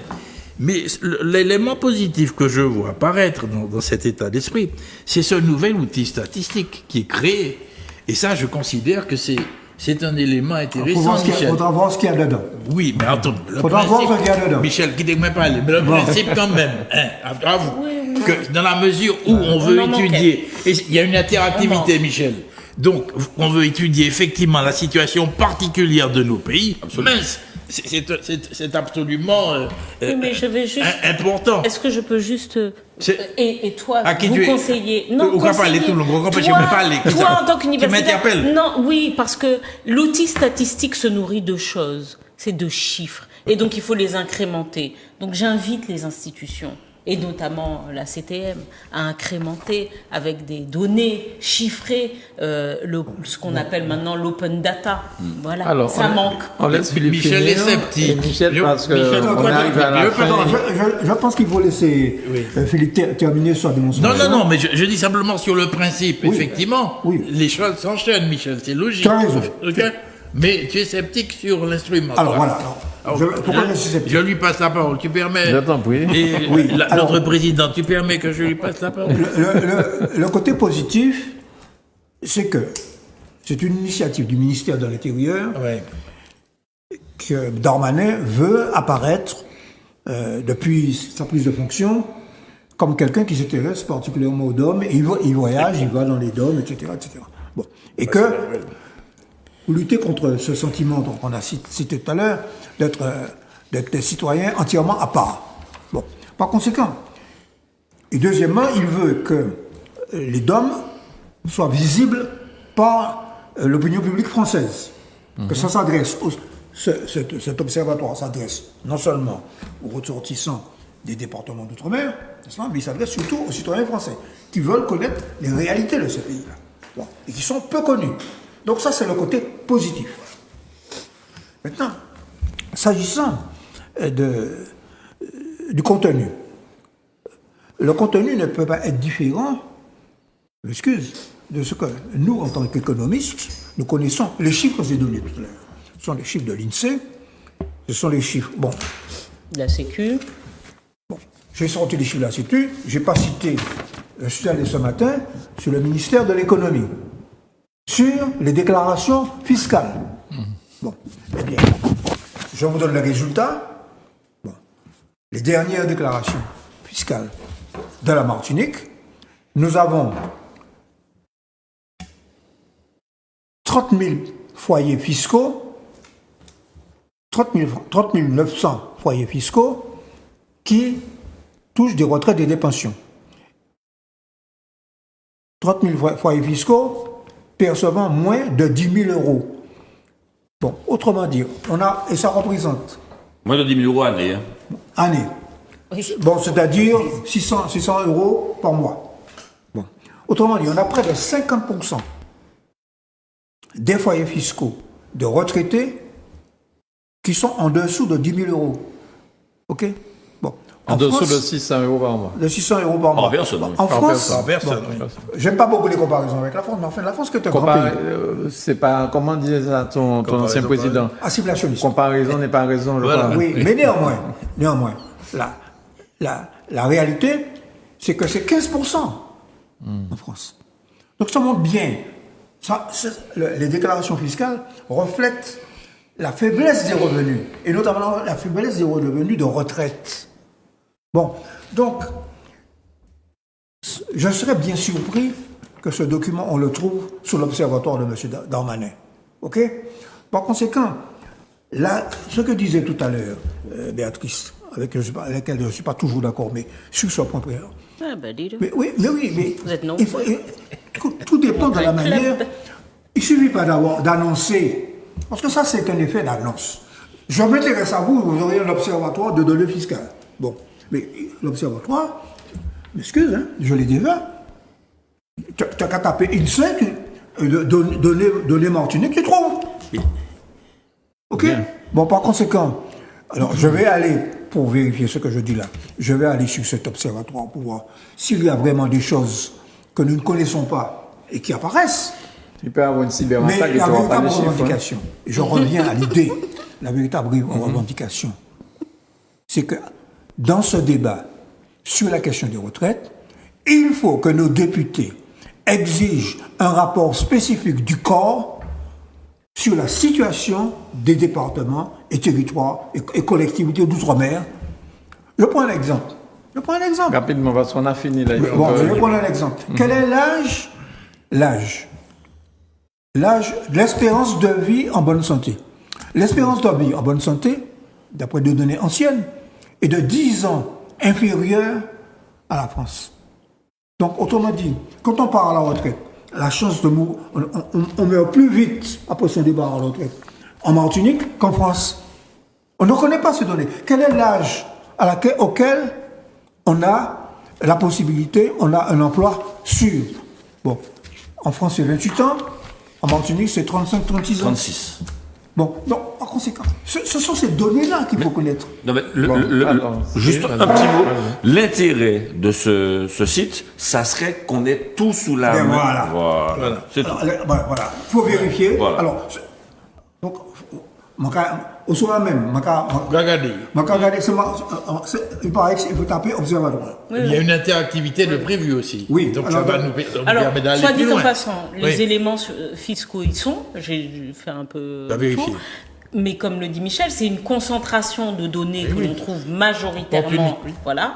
Sauf que l'intérêt aujourd'hui qui existe sur la donnée, ce qu'on appelle maintenant la data, c'est des éléments croisés et l'essentiel des datas qui nous manquent en général pour observer convenablement, sociologiquement, économiquement un territoire, ça sort des collectivités. Et les collectivités ont quand même du mal à faire de l'open data, donc à incrémenter des bases de données de façon fiable, ça, sur un certain nombre de données.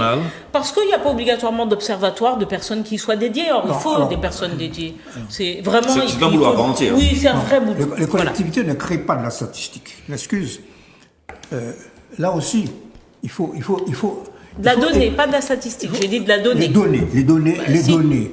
Si. L'organisme qui rassemble les données sur l'économie, la société, etc., c'est l'INSEE. Oui. Bon, par conséquent, et c'est un organisme d'État. Bon, par conséquent, une collectivité, il y a eu une expérience. La région de Letchimy avait voulu créer un observatoire. Mais l'observatoire, à bout de quelques années, il ne faisait que reprendre les données de l'INSEE. Exact. Bon, par conséquent, le problème, c'est qu'il faut que l'État donne les moyens. Je connais ces collègues-là, ce sont des collègues. Bon, parce que en tant qu'ancien de la direction de la concurrence et de la consommation, je travaille avec l'INSEE. Bon, ces collègues-là, ils n'ont pas les moyens financiers, ils n'ont pas le nombre de personnes pour faire ce travail. Ils ne sont pas nombreux. Oui. Ils ne sont pas nombreux. Donc, comme par hasard, les départements et collectivités d'outre-mer sont sous-dotés en données, en connaissance des réalités, parce que celui qui pense l'État français ne considère pas ça comme important. Or, pour faire une politique économique adaptée, il faut avoir des données chiffrées. Et c'est ça, nous retombons sur le même problème. Bien, on a fini, mais je veux quand même aimer vous entendre en 2 mots. Les médecins revendiquent une hausse du tarif des consultations de 25 à 50 euros. Est-ce que vous considérez ça On très rapidement? on en avait longuement débattu. Ah, ici. vous en avez à débattre. Oui. Bon, ben. Juste dire quand même, alors on en a débattu, c'est vrai que les médecins français sont pas obligatoirement les mieux payés. Il faut dire aussi qu'il y a différents types de revendications et que cette revendication à 50 € est portée par les syndicats les plus libéraux des médecins libéraux. Mais oui. D'accord? Bon. Exactement. Et qui prennent un peu quand même aujourd'hui l'argent public pour une cash machine. Les moins libéraux ont dit il faut une augmentation et en l'occurrence ils disent 36. faudrait qu'on passe environ à 36 38, oui. voilà, d'accord, pas 50. Bon, Tout à fait. Juste également préciser que si les internes en médecine gagnent très mal leur vie, les médecins généralistes font partie de la petite botte des revenus les plus élevés de France. Très bien. Alors, Et puis surtout, par contre, ce mouvement révèle le malaise global du secteur de la santé en France. Tout à fait. Parce que, voilà. Mais un petit mot quand même. Hein. Effectivement, ils gagnent bien leur vie, mais c'est 70, 72, 75 heures de présence dans le cabinet. Hein. Oui, c'est ça quand même. Oui, mais c'est aussi les lobbies médicaux qui ont instauré le numerus clausus qui fait si aujourd'hui on est dans la situation. Et on a quand même, faut dire la chose, c'est quand même, Macron a dit en 2018, a levé une partie de ce numerus clausus, mais le temps que la levée de ce numerus clausus, c'est-à-dire le plafonnement du nombre de médecins C'est 10 ans. formés, c'est 10 ans. Il faut attendre 10 ans pour qu'on ait de nouveau des médecins. Et c'est pour là aller installer Koyo dans les déserts campagnes. médicaux. Ça ne Ils ne réduit veulent pas qu'il y ait des contraintes. Bon, alors c'est ça qu'intervient, c'est là qu'intervient l'esprit néolibéral de ce monsieur. Alors, le nouveau ministre de l'Éducation dit que une heure hebdomadaire de renforcement, d'approfondissement en français et en mathématiques dès la rentrée, par petits groupes selon le niveau des élèves. Et ce sera assuré par des professeurs des écoles qui viennent de l'école élémentaire. Ça se voit que c'est un universitaire. Hein. Ah ouais. Mais attendez, 1 heure de renforcement par semaine, mais c'est nettement insuffisant. C'est nettement insuffisant. Aujourd'hui, les élèves en difficulté, d'où on les prend, il y a 25-30% d'élèves en très grande difficulté, notamment au collège. Ils arrivent au collège sans savoir lire et écrire. Ce n'est pas 1 heure de renforcement qui va améliorer les choses. Les bons élèves n'ont pas besoin de profs. Hein. Mais Les bons élèves travaillent à la maison, seuls, avec leurs parents, enfin, et parfois de manière autonome avec la bibliothèque des parents. il n'y a pas un dessous politique derrière ça. Mais- Pourquoi on fait monter les professeurs des écoles qui vont dans les collèges? Il y a Parce pas, qu'il y a qui travaillent pas assez. il y a, Non, mais il y a quelque chose là que je ne comprends pas très bien. On considère que les grandes difficultés, les élèves qui sont en très grande difficulté, relèvent de compétences que les profs des écoles, les professeurs des écoles ont davantage D'accord. que nous qui sommes au secondaire. Moi, je suis un professionnel de l'apprentissage en histoire-géographie et très franchement, quand je donne une consigne, je sais que je donne une consigne complexe avec plusieurs propositions, chaque proposition étant une partie du plan. Et pour moi, l'élève a compris la consigne. Maintenant, s'il a des difficultés de compréhension parce qu'il ne sait pas lire, je ne sais pas comment faire pour lui apprendre la lecture. Ce n'est pas possible, c'est pas mon boulot. Donc il faut monter des professeurs des écoles qui viennent de l'école élémentaire en estimant qu'ils n'avaient pas bien fait leur boulot. Non, mais en estimant surtout qu'il y a des ratés, il y a des lacunes de l'éducation nationale, tout le monde en est conscient. Que le niveau a baissé. Que le niveau a baissé, tout le monde en est conscient. Mais c'est surtout parce que tous les ministres qui arrivent changent la donne aussi. hein. Mais c'est surtout aussi parce qu'à un moment donné, Aussi parce que chaque fois qu'on change quelque chose dans l'éducation nationale, tout le monde est contre aussi. Hein. à un moment donné, on est passé de l'école que vous avez connue à l'école à l'éducation par les compétences. Et à l'époque, il y avait un monsieur qui s'appelait Brigelli qui avait écrit La famille du crétin à propos des IUFM. Vous vous rappelez pas? Il y a eu un bouquin qui est sorti, Jean-François Brigelli, je crois, qui avait écrit La famille du crétin à propos des IUFM parce que on voulait c'était monsieur Mérieux qui était qui avait travaillé. Alors lui, il était malentendant. Et il était parti de sa difficulté en tant que malentendant pour montrer que même s'il avait un petit handicap, il pouvait par des moyens entre guillemets techniques apprendre aussi bien.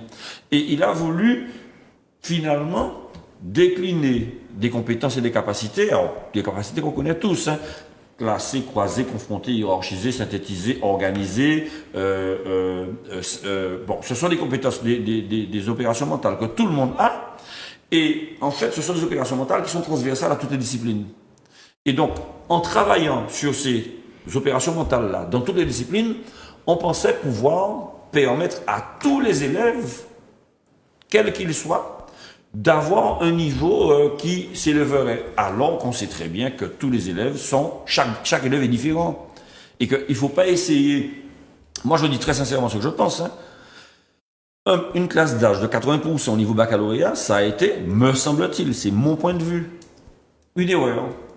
Parce que il y a des voies professionnelles qui auraient pu être tout aussi pertinentes et qu'il n'était pas nécessaire de faire un baccalauréat général ou un baccalauréat technologique ou un baccalauréat professionnel pour, je sais pas moi, passer des diplômes qui permettent, qui sont qualifiants et qui permettent de travailler.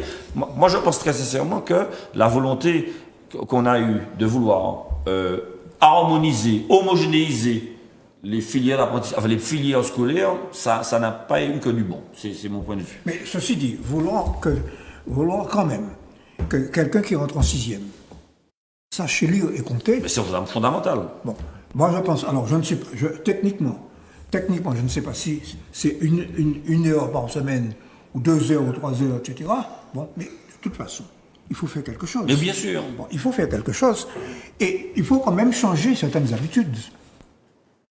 Donc tu veux dire que 7 heures là n'est pas suffisante, mais c'est déjà ça. À un moment donné, quand un système ne fonctionne pas, il ne faut pas me dire que les ministres changent tout, mais il faut bien quand même changer. Quand on a des résultats inférieurs à tous les pays comparables, bon, je parle de la France, hein. Bon, on ne peut pas quand même parler de la comparaison entre Martinique, Haïti, Sainte-Lucie, la Dominique, parce que c'est encore l'autre bagaille. Parce que cette manie de comparer, mais oui, cette manie de vouloir toujours comparer, avec la 5e puissance économique du monde, et de vouloir que nous ayons les mêmes critères économiques et sociaux, c'est encore de ces absurdités de l'assimilation. Ok?